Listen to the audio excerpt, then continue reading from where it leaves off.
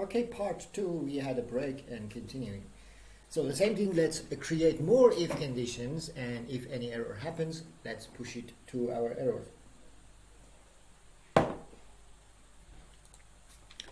So the next thing is like if, oops, not with capital, if, yeah, if there is no, what is the next one? Password. If there's no password provided, it's not recording. I did it, I think. Yeah, I continued recording. Great. If no password is provided, or if no, let's use validator now. We're checking the password. We want to check if the password is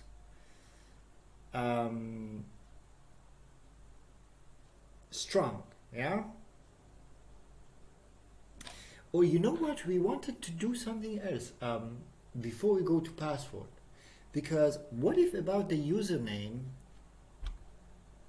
inside of the username there are some HTML tags that we talked about it, like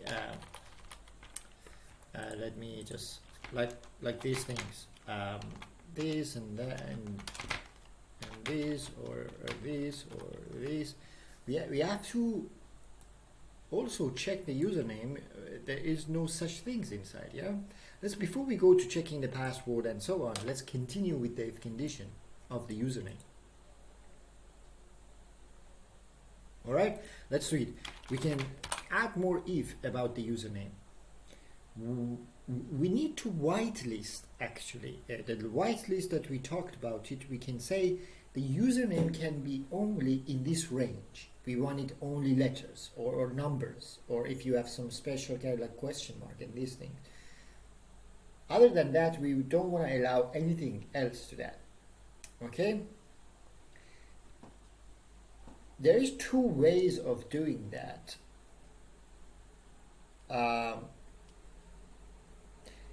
One way is that you don't know it, you didn't learn it in JavaScript. It rejects. Have you heard about regex?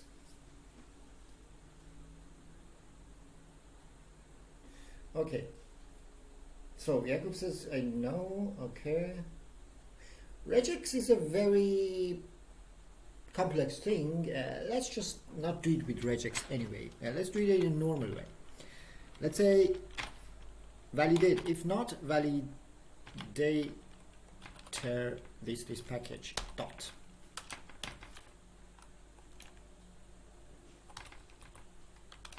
Validator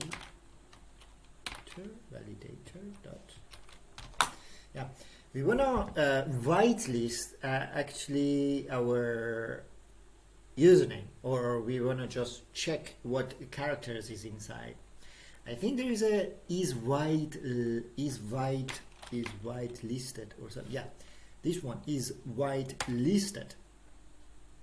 Is white listed is a function that you can define whatever you want to be inside of the username. Like you can get rid of this open tag and closing tag and so on. That's a function that receives 2 things. The first thing is which part. It's about the username. Yeah. Which part of the request? Username.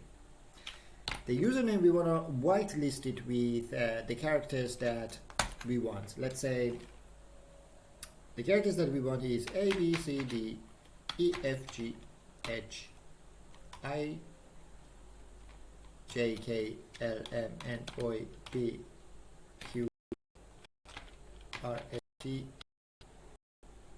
Did I put everything? A, B, C, D, E, F, G, H, I, J, K, L, M, N, O, P, Q, R, S, T, U, X, Y, Z. I think that's all of it, yeah? Is it correct, what I did?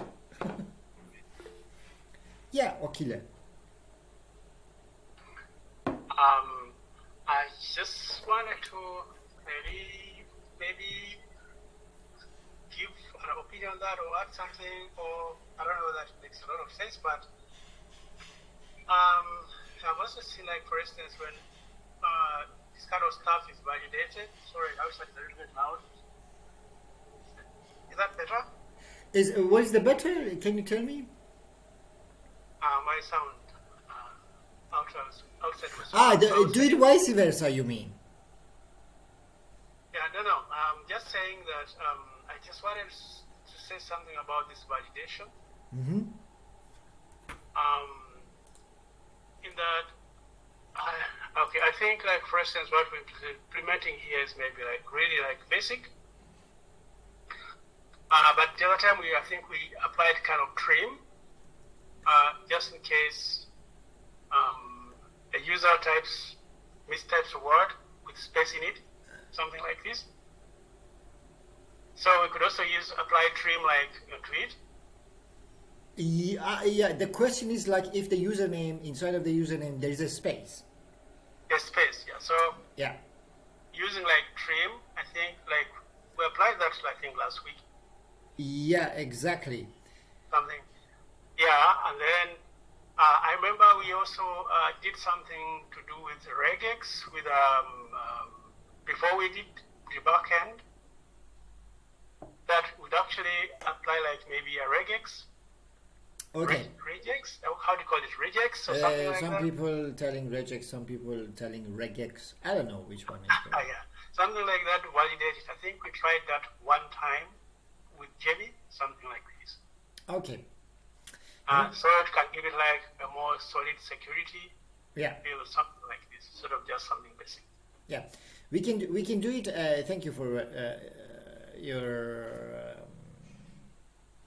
feedback. Yes, we can do it with regex or whatever it is. It's much shorter, actually, just little line of like this instead of writing A B C D E F G H.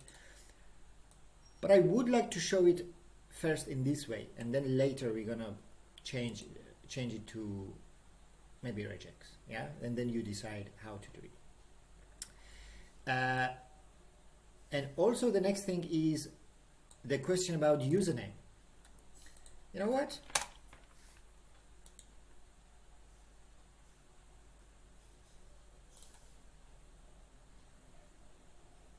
Stop, don't generate anything. I want to ask you a question.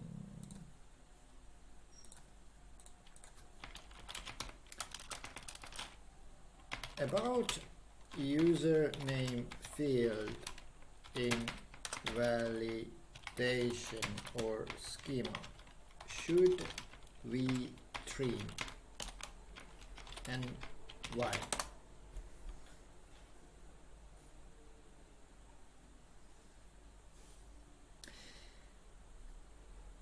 Yes, you should trim during the validation or schema. Here's why. Prevent accidental spaces. Users might accidentally add leading or trailing spaces when entering their username. Yeah. Trimming ensures the username is stored and validated. Let's say they type and suddenly they put a space at the end of it. They don't notice it. Yeah, and then they want to enter the username later and then it doesn't work. Yeah, you know what I mean? We talked already about it. Yeah, it's good to have it. Yeah, to trim it. And trim is just taking the space from the end and then from the beginning of the username, not in the middle. If there is a space in the middle, it will stay actually in the username. Yeah, makes sense? Okay. And we already trimmed it actually in our schema. If you check the schema, we had some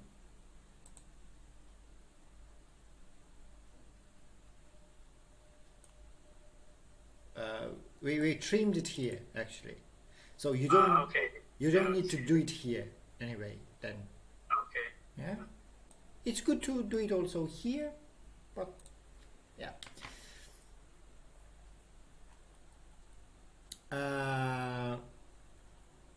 You know what, I'm gonna do it also here. Yeah, let's do it also here. But it's trimming, it's not validating. Trimming is make it clean. We tell it sanitizing that. Yeah. First, all of the requests, all this part should pass through. Everything should be fine. Username should have consist of good data, not malicious data, not bad data. If it passes that, then we trim it. Trim is just making it clean. Yeah.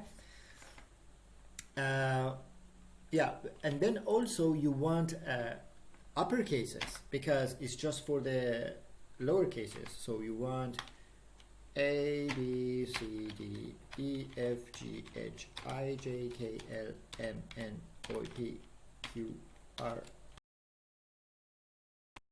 W, X.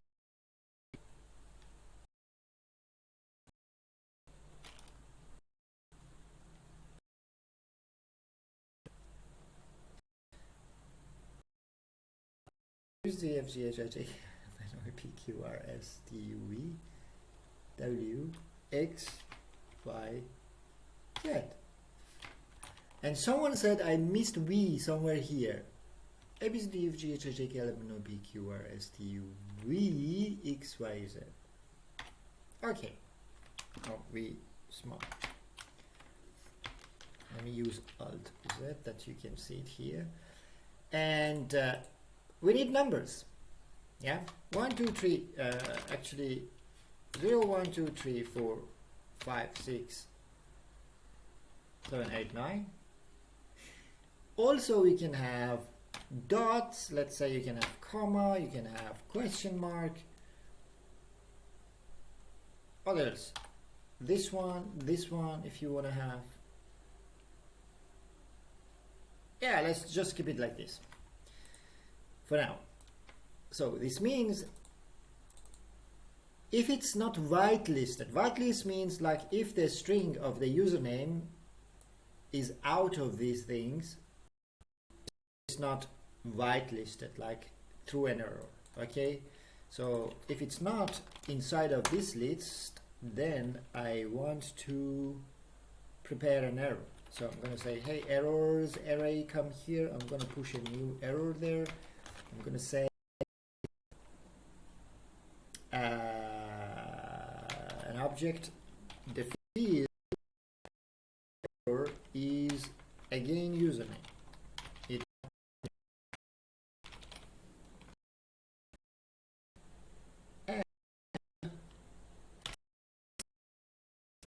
Did we use a message? Yeah. B here.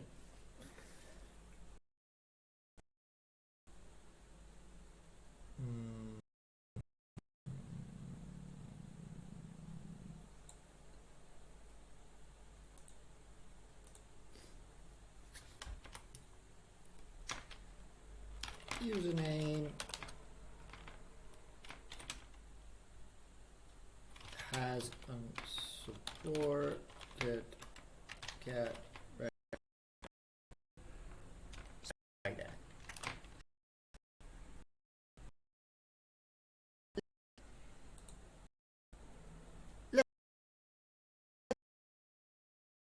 It's not still working the middleware. Console log errors that you can see and console log error.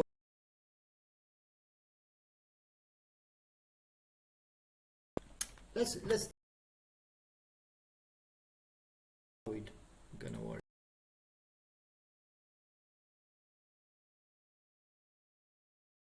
We still not there. It's the only thing.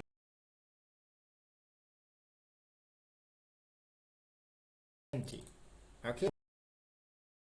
Let's see what we receive. Fantastic. You can see that it's working. It's an error.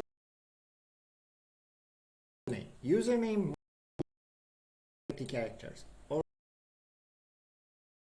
that or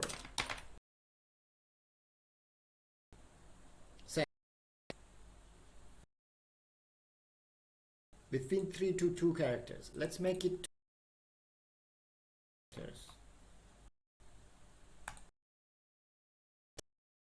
The error is empty. So it's the length is correct.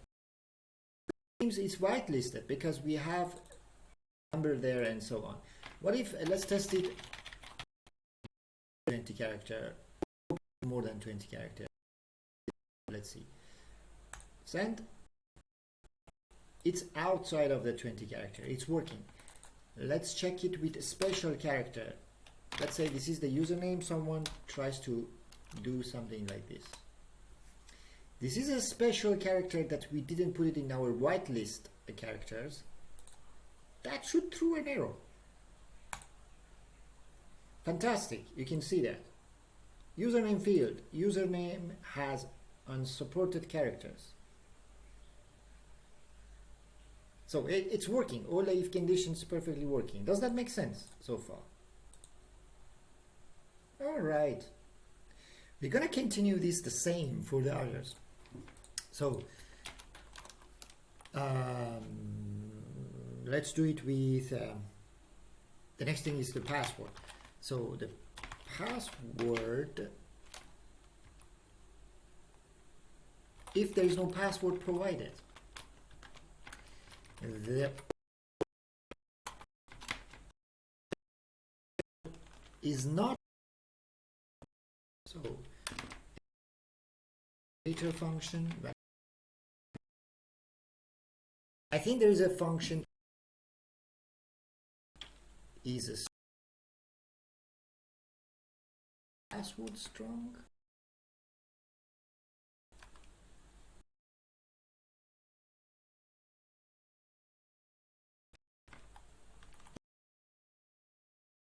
Email. This function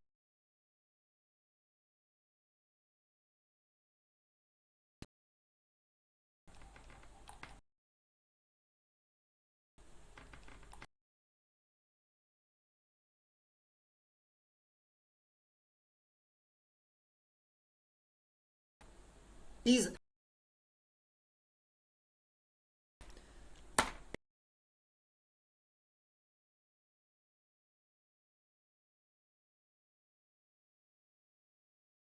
which is mean if it's empty, let's say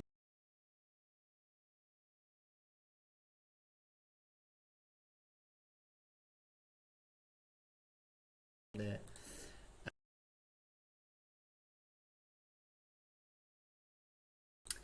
and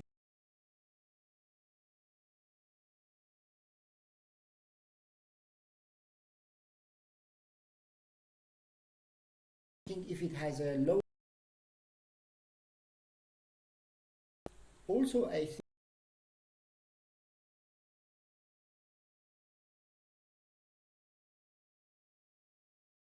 password. I explanation for that.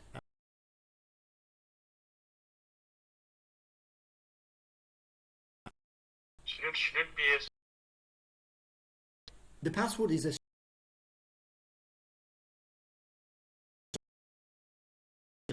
a string because string numbers and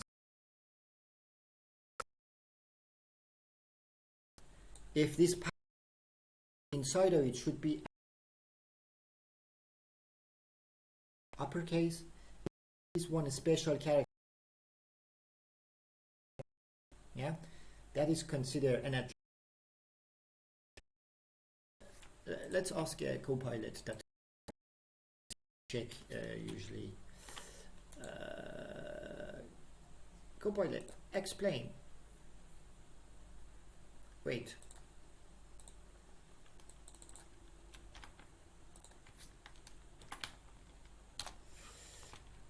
Is a strong password checks what exactly?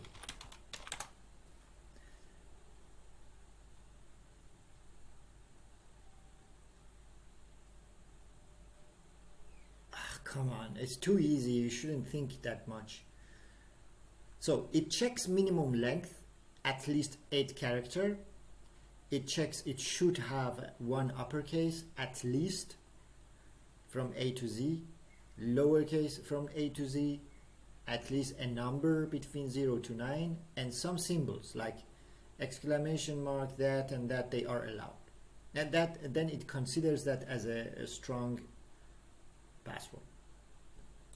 All right, let's test it actually. So if it's not provided, or even you can get rid of this if it's empty, because anyway if it's empty it's true error, because I think if we don't need this first one even, but it's good to have it. No, I don't think so we need it. We can just get rid of it, because anyway it checks if it's not a strong, it's true an error. Yeah, so we can say, we can prepare an error. I'm going to send the error push in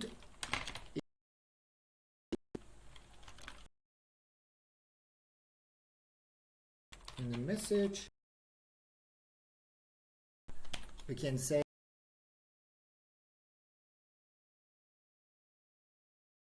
must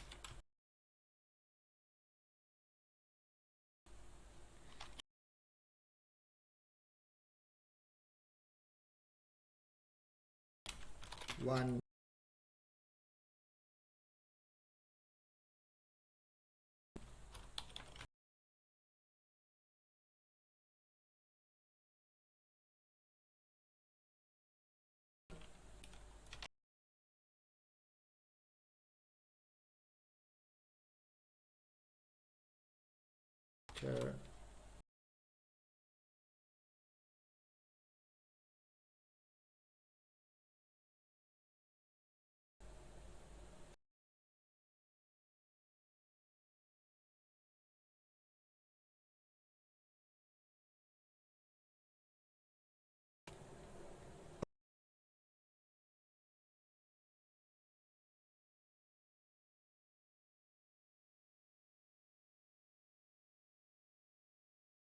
enough.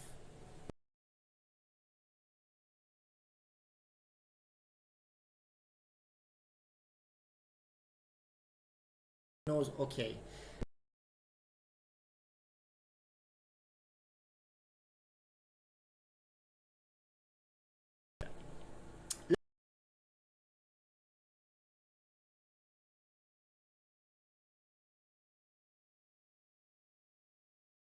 Long, I don't have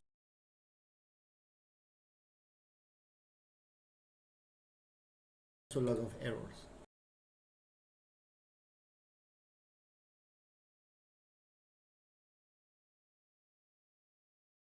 Which has unsupported.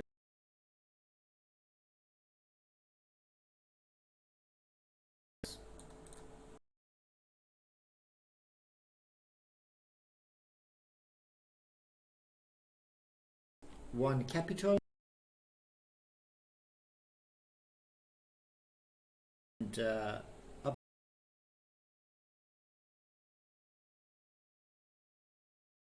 Yeah, let's see if it's I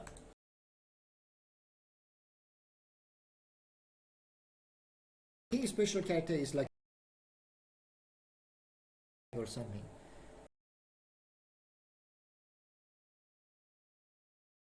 And the only thing that is unsupported.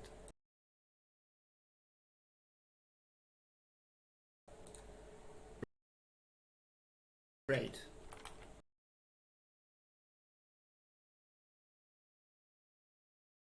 The password. We just want to check the email part.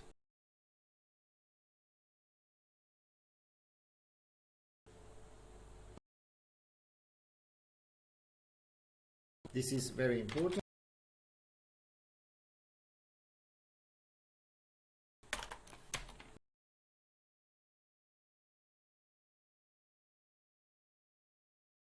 Saw that already.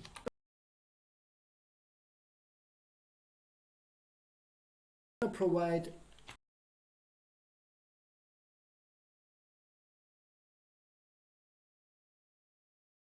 we just destructure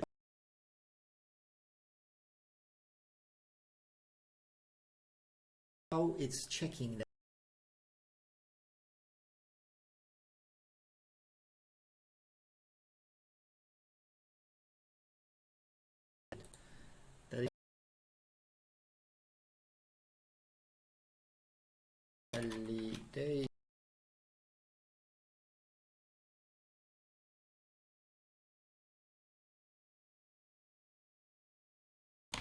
Yeah,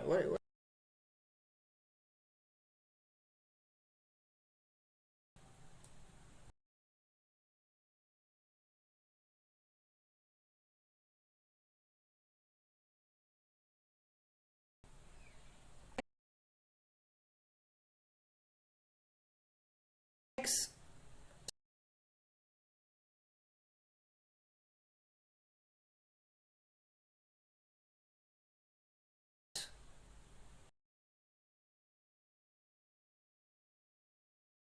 and ensures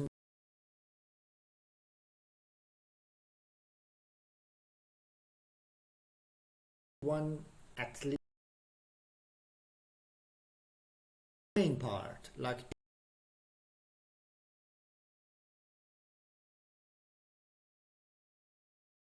.com, email, or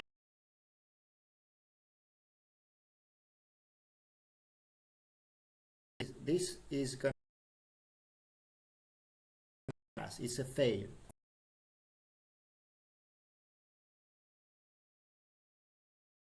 Two dots here, exactly like this.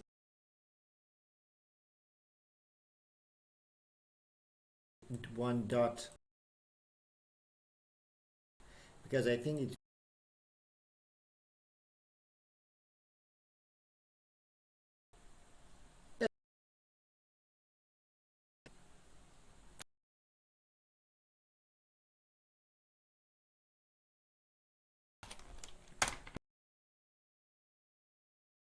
an email.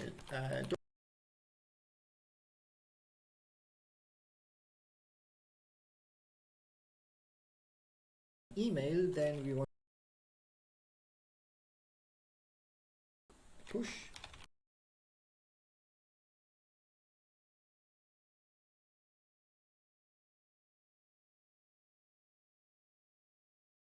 is email.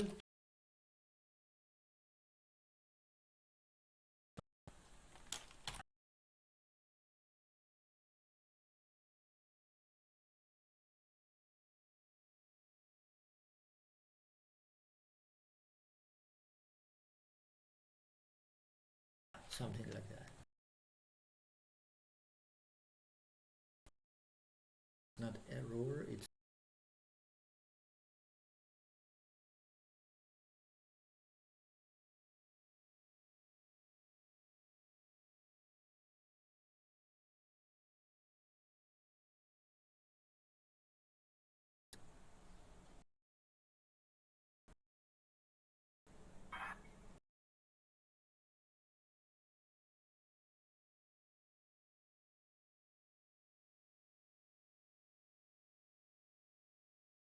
the DCI or not.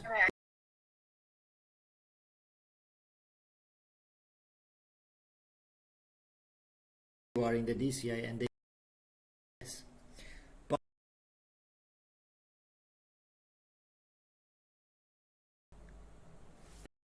like 10 minutes. There. Have you seen things?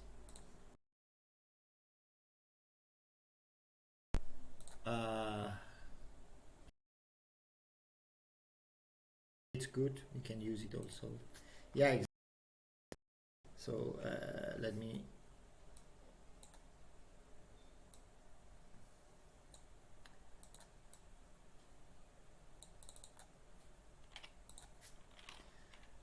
Temporary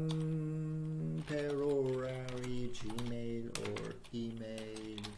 Let's see what we receive. There are a bunch of them there. There are lots of websites you can see. And when you go there, you can see it's generating random email.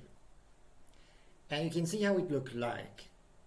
And even you have your inbox here. You can register this in the websites that there are trial version. Have you seen they put, for example, 2 weeks of trial version, and then after 2 weeks, when you're finished, then you have to pay for subscription and these things.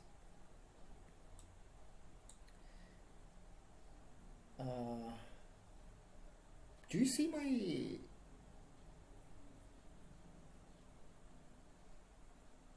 my screen? Because I think something is wrong.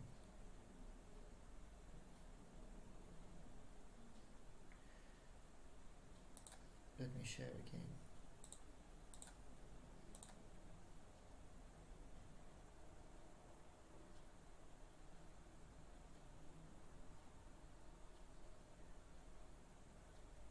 All right.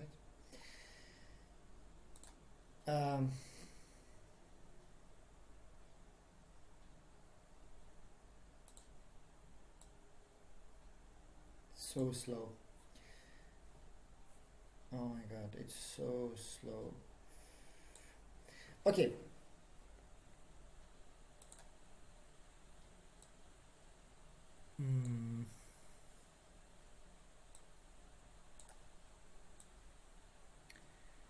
It's irritating me. I cannot work this with this laptop anymore.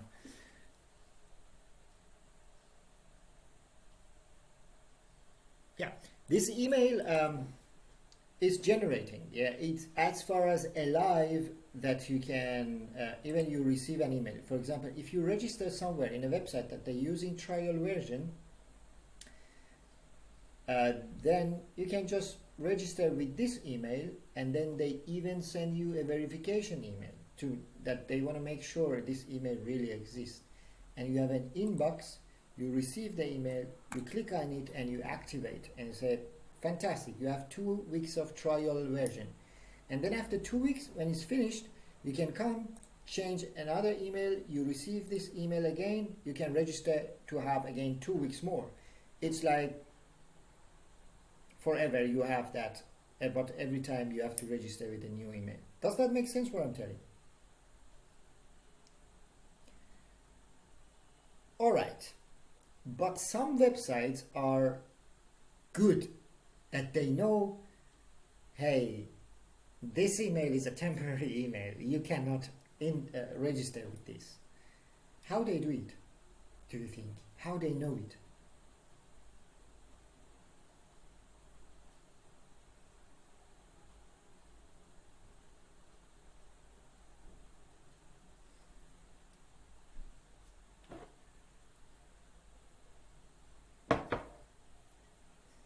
Yeah, just any guess. Think about it. If you were a developer and wanted to, if someone registered to my website, how can I know this email that it looks like an email? You can see your validator checks that it looks like an email. It says everything is fine. Register this guy because it has a @ it has .com or .whatever. It's looking like a perfect email, but it's a temporary email, and if you have like something like trial 2 weeks of using something, and then after 2 weeks they need to pay you as a subscription, but they do it every time with a new email, then you receive nothing.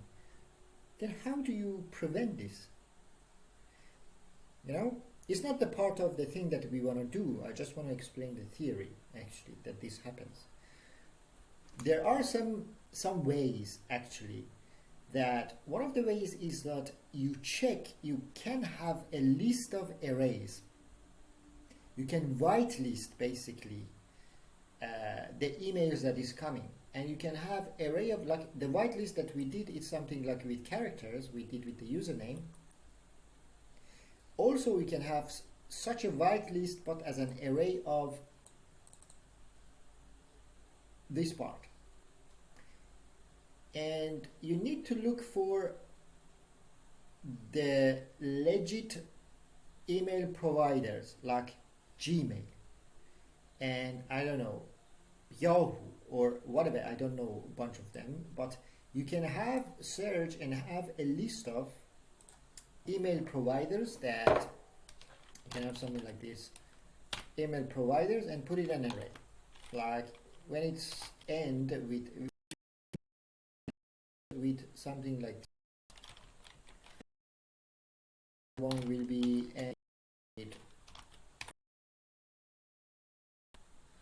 or like dot whitelist and more. It could be 200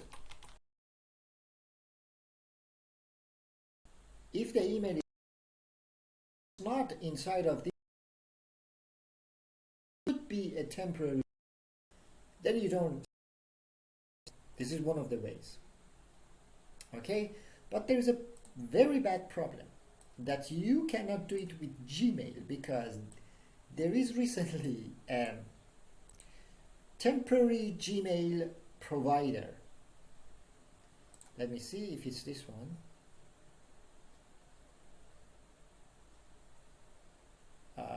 Give me an email.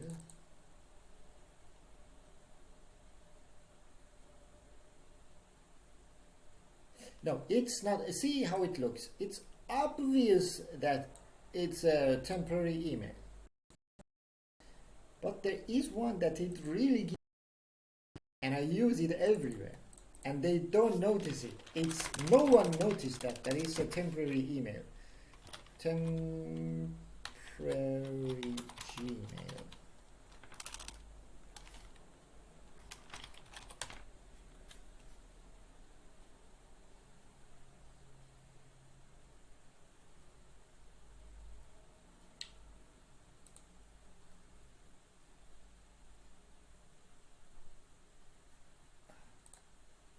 No, this is not. Temporary Gmail. Is this one? Yeah, look at that. It gives you a Gmail, a temporary one. You can register this everywhere. And they don't notice it. Even you receive the email, if they send you a verification email, you receive it here, you click on that, you activate your account. Yeah, that's the problem nowadays, actually. And sorry, I use it. So I know it's illegal, but I use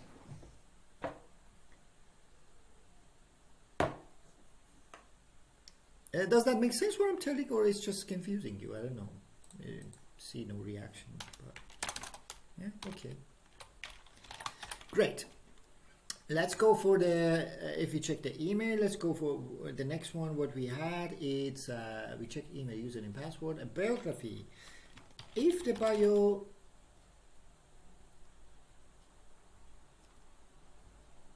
we don't want a bio to be empty, because maybe there is no bio provided. You know what I mean? So, because our schema is not required. This means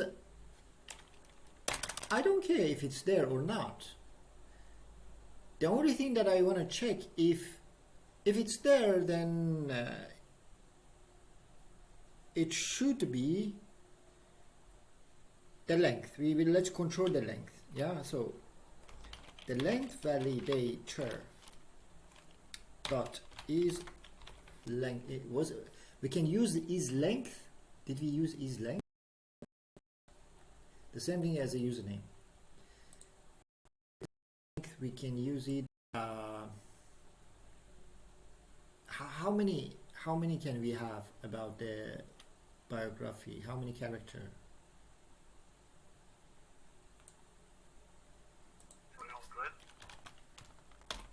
How many? 300. Let's use 300. Okay. So the part of that we want to check is bio, and then maximum. It's not the range. We want a maximum number of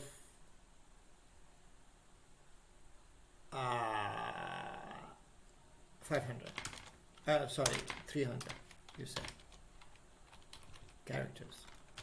So if it's not maximum number of 300 characters, we want to prepare the errors dot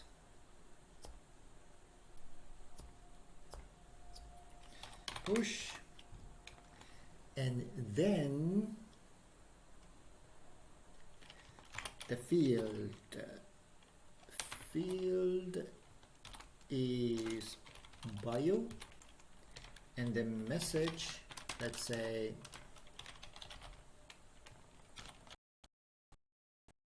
bio can maximum characters. The biography need to check also this, some tags. That's why I copy and paste. So I'm lazy to. I'm gonna put it here. Username, I'm going to bio. Is not whitelisted, which means the field is bio for the error. Bio has unsupported characters. Yeah, this is good, I think.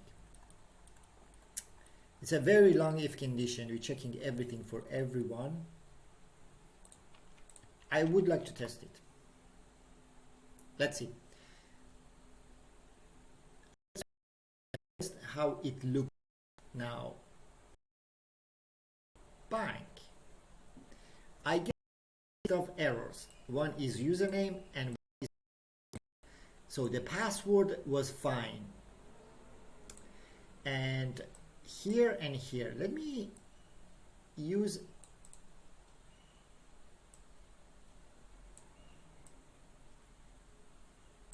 let me just make an empty. I'm curious about this because we didn't use, we said bio is not required. So this means I don't want to send any bio anyway. Let's see what we receive actually. Is it considering it as error? I'm going to send again.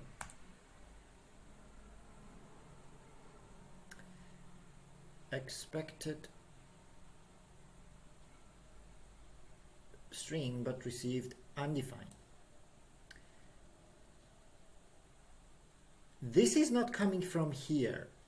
It happened somewhere else. And this could come from where this error is coming. You know what? I want to stack trace this because it's nicely sending us an error with 500. But I really don't know from where it's coming. How you debug this? The debugging is you need the stack trace. Do you remember we talked about it? The stack trace is telling you that where is happening. I need to console log that. And console logging that it's inside of our global error handler. So all the errors coming here in this global error handler, right? The only thing that we take from error and message of the error. But I want to console log the entire error. Console log.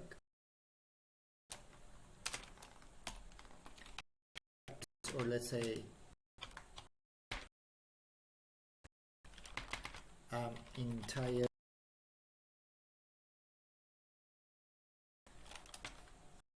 and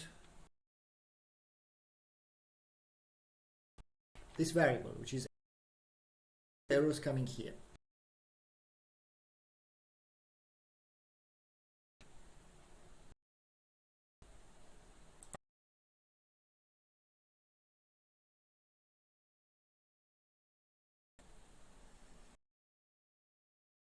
Let's make the request.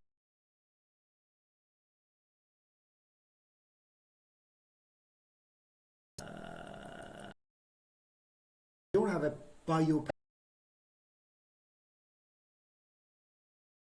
I don't know if it's coming from where it's coming.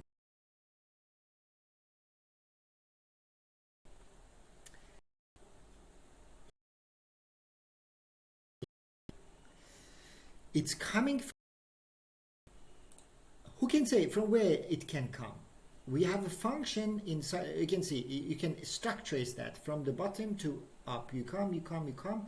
it says inside of validator, validate user file, and it's coming from the line 27 of the validate user file. So let's go to the validate user, line 27, this part, and you can see it's about bio, and it's telling that this thing expect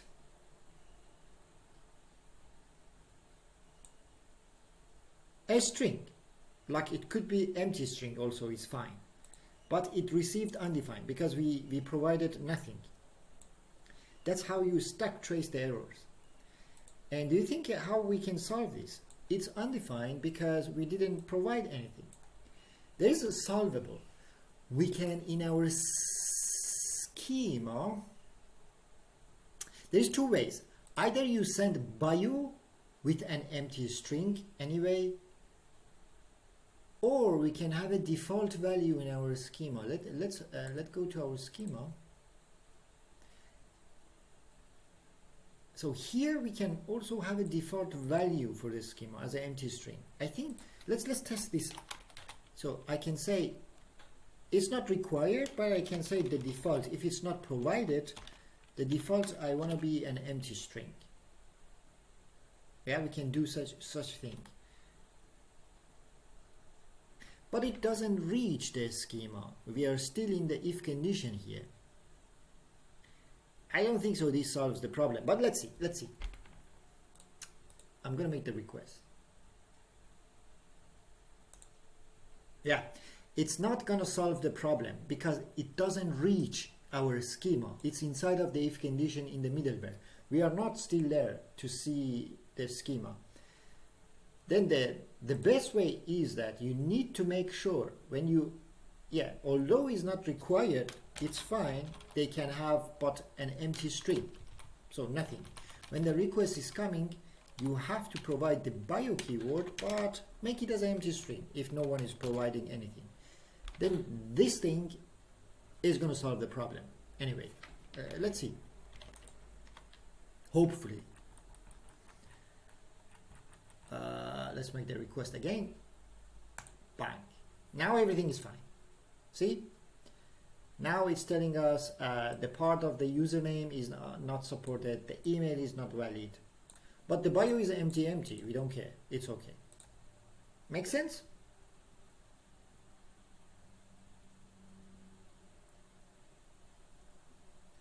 All right. So an empty bio, it's not an error. It's okay, but it should be provided because the is length, where is the function is length in the bio we were using? The is length, it expects you to provide something because it's checking dot length of the string, and the dot length method throws error if it's not an empty string or a string. If it's undefined, the dot length method throws error. That was why, I think, behind the scene. So you have to make sure that it's at least this empty string. Now let's check it more than 300 characters. Oh my god, I don't want to type 400 characters. It's okay. Let's leave it like that, but it works. Let's test it, but like 10 character. So if it's maximum 10 character, then it shouldn't pass the 10 character. And now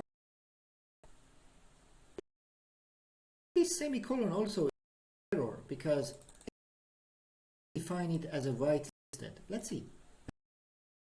That, yes, also video has unsupported characters. See? Let's remove the unsupported characters and make it to 10 also. It was 10 maximum. Let's test it. What? We have all the supported more than 10 characters. It should give yes. Now biofield 2 errors. Unsupported characters. Let me save because I don't have any characters. And also 10 max. Send it again. Which part is unsupported characters, guys? It's very funny. I don't have The space, maybe. yeah, the space. I didn't put the space. It's a very bad bug. Make sure that you do that because the space is not existing in my bio.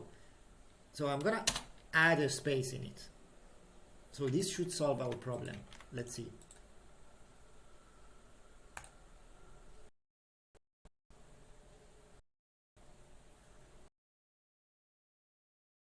Okay, now I'm gonna make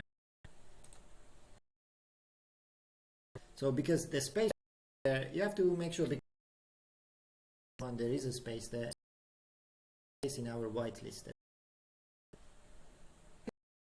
things. Great, our validation is ready, everything is working perfectly. Now what if we don't have any error? What if it passes all if conditions? It means everything is fine. Yeah, let's test it. So the username without any bad character, that's, let's say it's the Shineru, and the password, let's keep it like that, and then using a correct email like shinedu@gmail.com, and then let's say bio is, let's just keep it empty because empty also is fine. Yeah, this is a very nice data. Our validation is going to be passed and our array of errors will be empty. So I'm going to test it now. Bang. You can see now there is no error. The error is empty. Everything is fine. Now what? Now what should we do? So after all of this checking if condition, we come here to this part. We can check if the array is empty, then it means we don't have any error. Yeah. Continue the process. Or what if the array is not empty? Yeah, we can have one say if the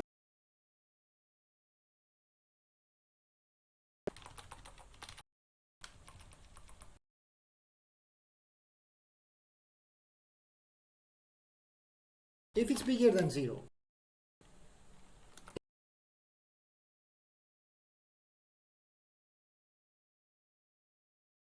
errors array is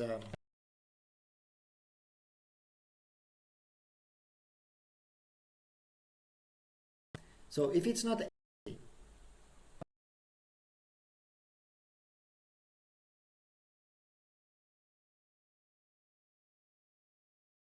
I'm gonna say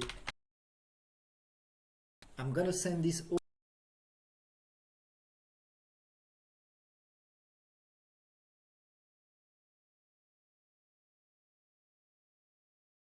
of I blame the front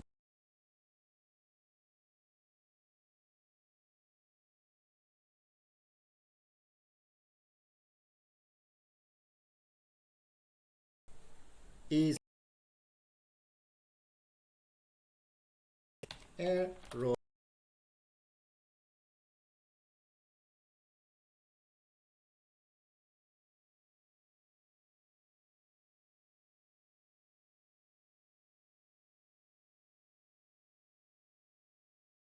that you have returned. Case. So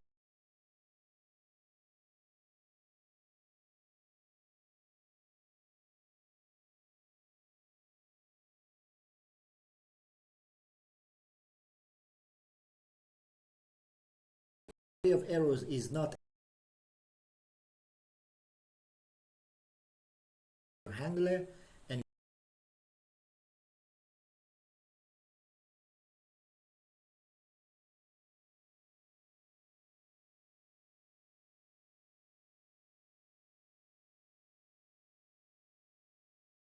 then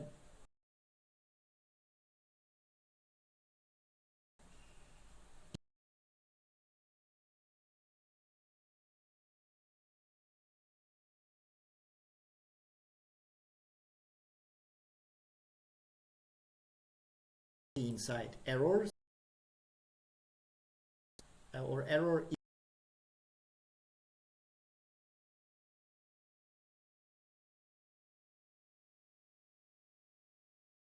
bang.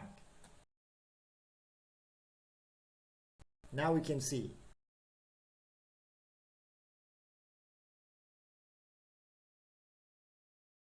then actually, yeah, this goes to the user. Yeah, does that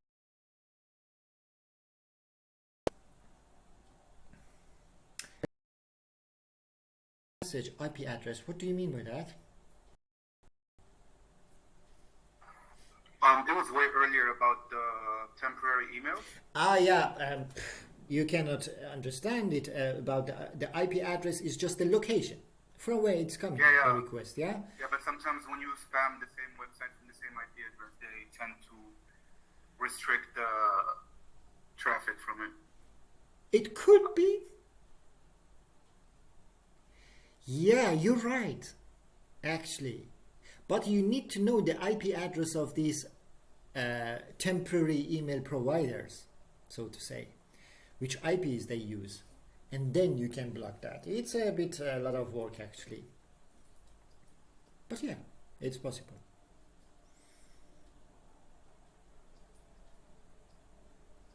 All right, the error section is working perfectly. The response that is coming, that if there is an error, is working. But still we are not handling if there is no error. So here we check if there is an error, send the error to the front end, send it. But what if it's empty? This means we don't have error, then it comes here in this spot. So when we come here, the request when reaches to this point, then we start sending.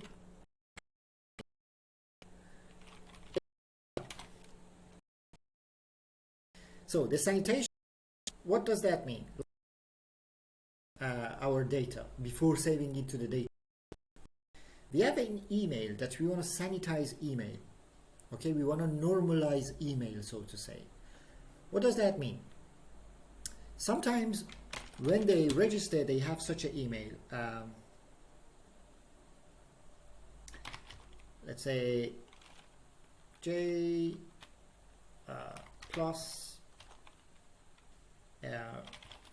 Radon and gmail.com.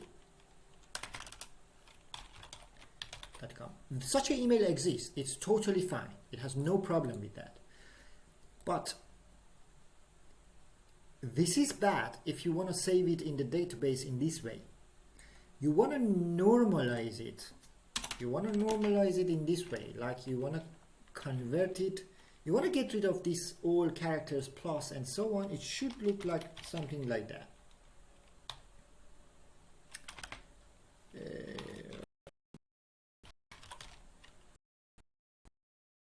Even if there is a dot in between, you want to get that. So it becomes again something like that. Or there's dot or whatever that exists in the email, you don't need the database. You want to clean the data, sanitizing. This will be saved into the database actually.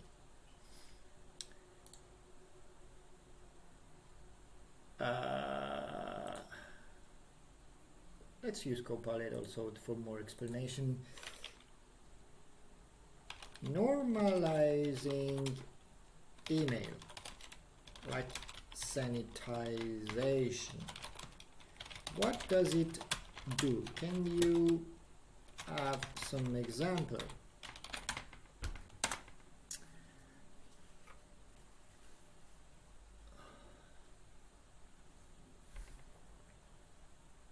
So normalizing email during sanitization typically involves transforming the email into a consistent format to avoid duplicates or inconsistencies. This is especially useful when storing or comparing email addresses in a database. For example, when you normalize that, there were people, I was registered in a website. It was a trading platform. I registered with my email, and you've seen me sometimes my caps look is on, and you see I typed with the capital. I do it a lot. And I registered my email to that platform with capital, like j.com and blah, blah, blah. They didn't sanitize it. Like when you sanitize, it means you lower that, you lowercase the email before you save it to the database. And the developers behind the scene, they didn't do it. They just saved it exactly my email how I typed it with a capital. And then later I wanted to log in. The next day I logged in exactly with the same email, but lowercase, J rather.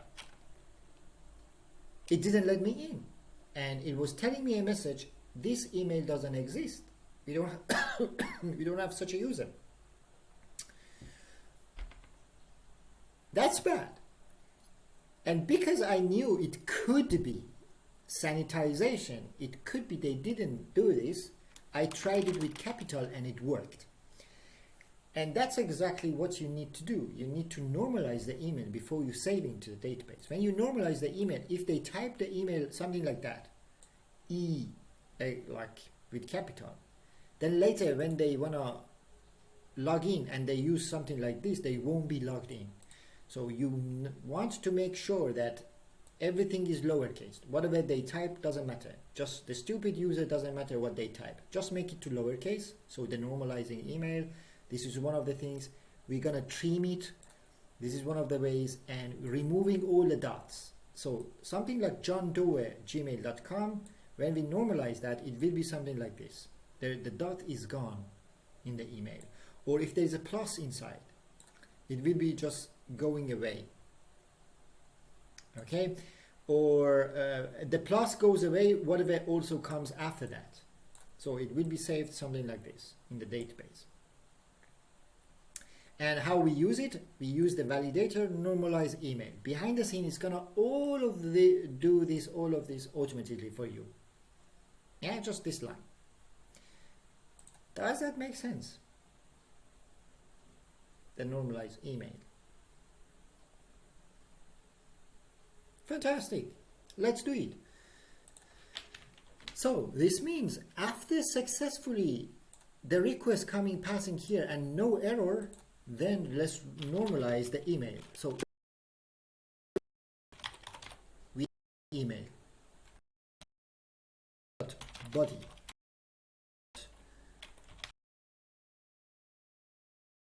I want to replace the cleaned way, like validate dot not is email, normalize, and then I'm going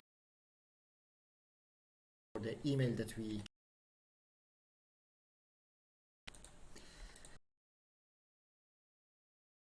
is the email, the is a dot or whatever, and that's coming in there. Fantastic. We have username. How about username? You don't want to normalize username. What we can at the beginning, trimming.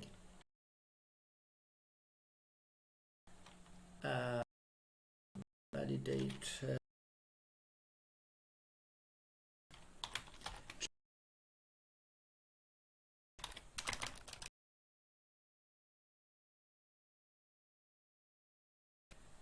the one at the beginning of the user.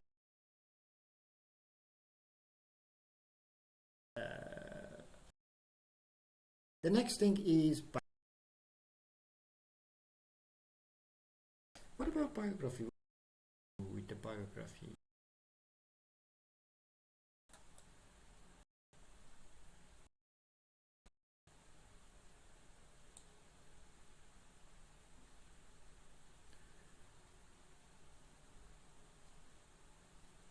nothing. I think that's fine. Yeah, that's all. That's the part of sanitization actually.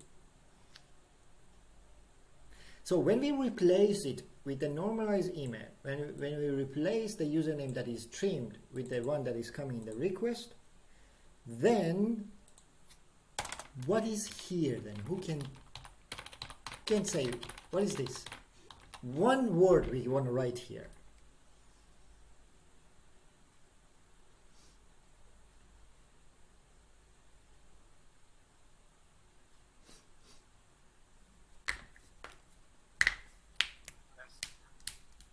Yeah, what?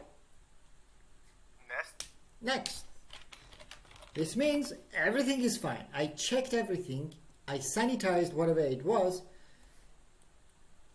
Either if there is an error, we stop it, we say send the error. Or if there is no error, it comes here, we sanitize the data. And then we say next. And when you say, as soon as you say next, this is your endpoint here. Then the validator means next. Then the result comes out and goes here. And when it comes here, we console log again the body of the request and we save it to the database. Then here in this line, we are sure the rec.body was passed through our validator, everything was fine. Now easily we can save it to the database. And now after this, the database, the only thing that it checks, I think, if it's a duplicate, if the user already exists, the username or the email, then also check an extra checking by the schema here.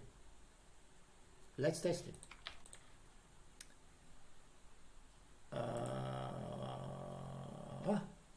So I want to register Shinedu with this password, with this Gmail, and no bio.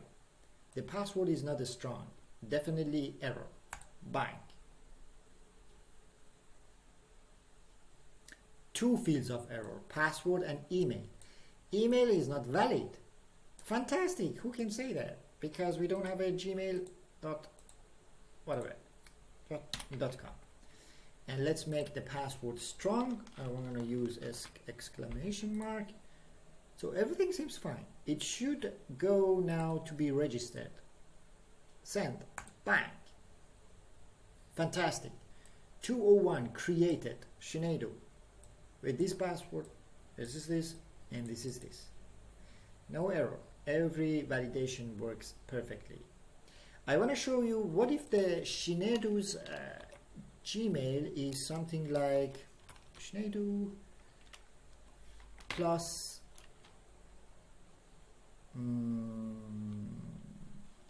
some error, I don't know, and then .gmail.com. This is a very nice Gmail. It's all good. It's all fine. But when we normalize that, because we have a plus here, the normalized email is gonna get rid of this before saving to the database. Then it will be shinedugmail.com in the database. Okay, look at that. I think we get now duplicates because the username exists in our database and email, but let's test it if it's working. Yeah, duplicate, username exists. Let's change it to Shinedu2.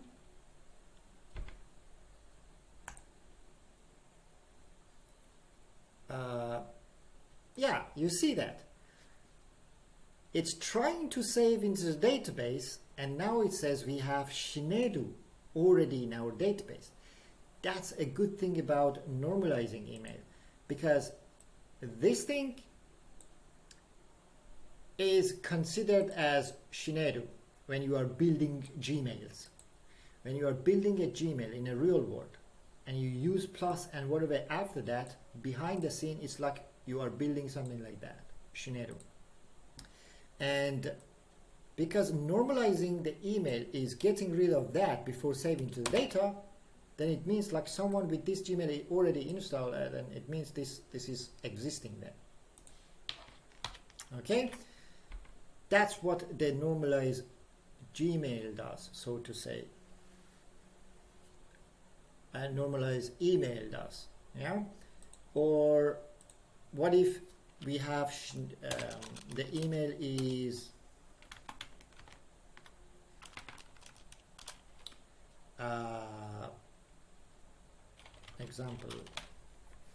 example plus whatever. When you have such an email, it's when you normalize that, it's gonna get rid of after whatever is coming after plus. So this means it will be saved something like this: example gmail.com. Let's test it. Bang. This is what is saved in your database as an email of this user. Yeah, that's all. If I get all of the user that I have in my database,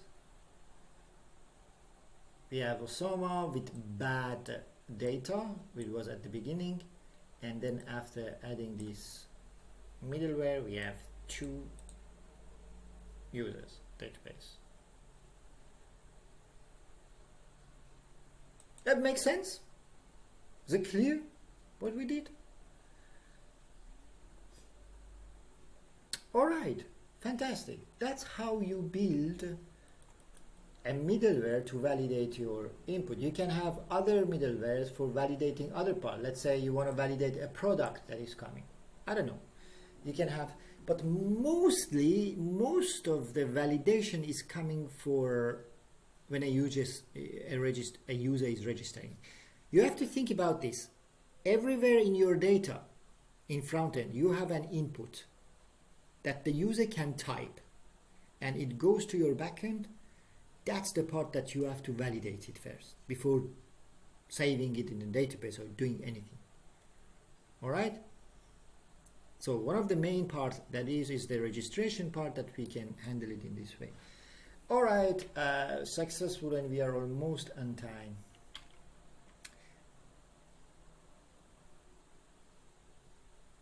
Yes. Okila says, I think I would add status 200. Where you would add that? And a message: user registration successful. Where do you add this? Okay, as a response of registration, you mean somewhere the user route. Yeah, exactly. Yeah. So Okila says, instead of respond to the new user that was registered, I'm gonna send a successful message. You can do that, but always send the one that was registered, because your front end needs to know what was saved in the database. You need the document there in the front end anyway. Yeah, if you want to also send a message, then do it in this way. Use as an object, send a new user, and also you can have a message also. We can say is user is successfully. You can as an object.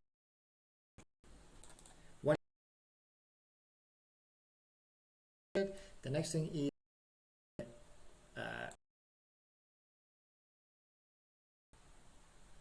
everything's fine.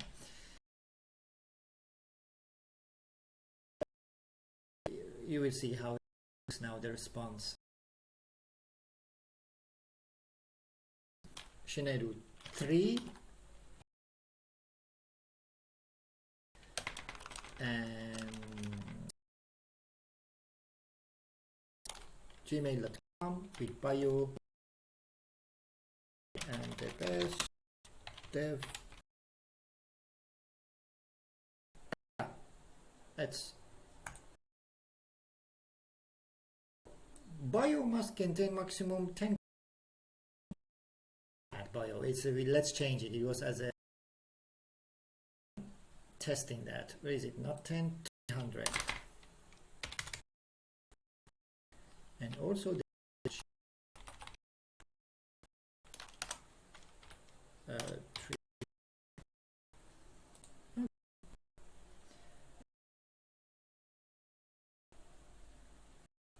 connect, send. An object with a message inside, user successful. Yeah, so this is a, but anyway, make sure you send this to the front end, because front end needs to update its front end with the new stuff that is coming. All right, that's it. If you don't have any question, I got headache, I talked a lot. Then we can have a break.